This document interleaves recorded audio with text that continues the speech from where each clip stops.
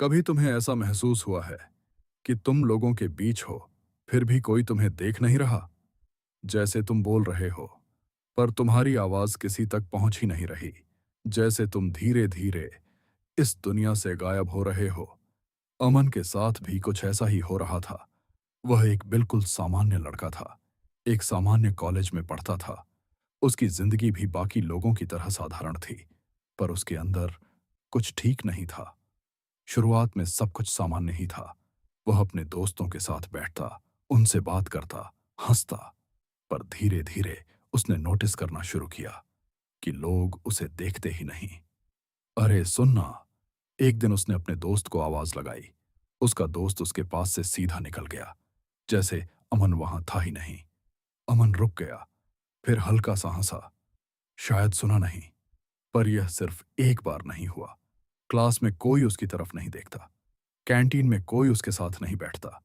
Group chat में उसका नाम तक नहीं आता। और सबसे अजीब बात, जब वह बोलता तो उसे खुद अपनी आवाज दूर सी लगती, जैसे वह इस दुनिया से अलग हो रहा हो। रात के समय जब सब सो जाते, तब यह एहसास और गहरा हो जाता।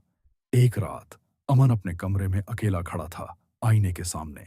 कमरा बिल्कुल शांत था। उसने अपनी आंखों में देखा और तभी उसका प्रतिबिंब मुस्कुरा दिया। अमन का दिल एक पल के लिए रुक गया। वह तुरंत पीछे मुड़ा। कोई नहीं था। धीरे से वापस आईने की तरफ देखा। प्रतिबिंब अब भी मुस्कुरा रहा था। और फिर वह बोल पड़ा। बुरा लगता है ना, जब सब तुम्हें इग्नोर करते हैं। अमन के होंठ सूख गए। वे तुम्हें देखते ही नहीं, जैसे तुम अस्तित्व में ही नहीं हो। अमन ने धीरे से कहा। ये सब मेरे दिमाग में हो रहा है। दिमाग में? या सच में? अमन की सांसें तेज हो गईं। मैं यही हूं, फिर भी कोई मुझे क्यों नहीं देख रहा? प्रतिबिंब धीरे से झुकता है। तो उन्हें मजबूर कर दो, तुम्हें देखने के लिए। अमन जम गया। कैसे? प्रतिबिंब की आंखें अंधेरी पड़ गईं। अगर वे तुम्हें नजरअंदाज करते हैं, तो उन्हें ऐसी जगह ले जाओ जहां से वे कभी नजर हटा ही न सकें। कमरा एकदम सन्न हो गया। अमन जोर से चिल्लाया, बस! उसकी सांसें भारी हो गईं। फिर धीरे धीरे उसने अपनी आंखें खोलीं और उसके चेहरे पर एक अजीब सी ठंडी मुस्कान आ गई। अगले कुछ दिन सब सामान्य था, बस एक चीज छोड़कर। एक लड़की गायब हो गई। पहले किसी ने इसे गंभीरता से नहीं लिया। फिर 2 दिन बीत गए, फिर 3। फोन बंद है, घर पर भी नहीं है। लोगों को अजीब लगने लगा। फिर एक और छात्र गायब हो गया, फिर एक और। अब डर हवा में घुल चुका था।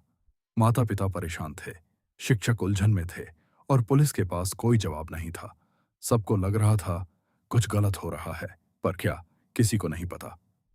रात का समय, एक कमरा, हल्की सी धुंधली रोशनी और एक कुर्सी जिस पर कोई बैठा हुआ था। अमन उसके आसपास धीरे धीरे घूम रहा था, जैसे वह किसी से बात कर रहा हो।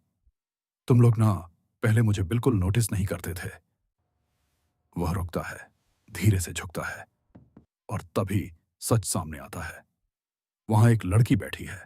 उसका चेहरा बिल्कुल सफेद पड़ चुका है, आंखें खुली हुई, होंठ हल्के से खुले, और उसके आसपास मक्खियां घूम रही हैं। अमन मुस्कुराता है। अब देखो, कितनी शांति से मेरी बात सुन रही हो। वह उसके बाल ठीक करता है। अब तुम मुझे नजरअंदाज नहीं करोगी ना? कुछ सेकंड तक सन्नाटा रहता है। फिर वह खुद ही धीरे से बोलता है, नहीं, कभी नहीं।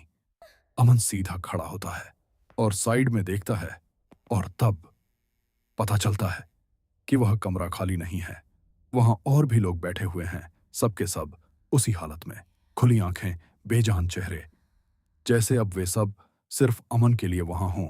तभी टिंग टोंग, दरवाजे की घंटी बजती है। अमन धीरे से दरवाजा खोलता है। बाहर एक डिलीवरी बॉय खड़ा है, फोन में व्यस्त, उसकी तरफ ठीक से देखता भी नहीं। On order. अमन उसे कुछ सेकंड तक घूरता है, और फिर उसके चेहरे पर वही ठंडी मुस्कान वापस आ जाती है।